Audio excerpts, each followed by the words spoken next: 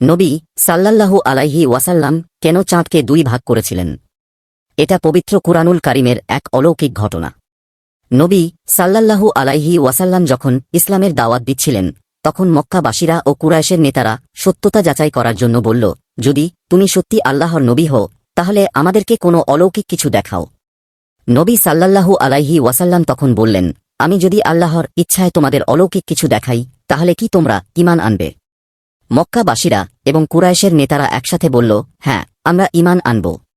তখন নবী সাল্লাল্লাহু আলাইহি ওয়াসাল্লাম আকাশের দিকে তাকালেন এবং তার হাত আকাশের দিকে তুলালেন। আল্লাহর কাছে দোয়া করতে থাকলেন। আর তখনই অলৌকিক ঘটনা ঘটল। আকাশের চাঁদ ফেটে দুই খণ্ড হয়ে গেল। পুরো মক্কাবাসী এই দৃশ্য দেখে অবাক। এমন দৃশ্য দেখার পরেও মক্কাবাসীরা বলে উঠল, এটা নিশ্চয়ই কোনো জাদু।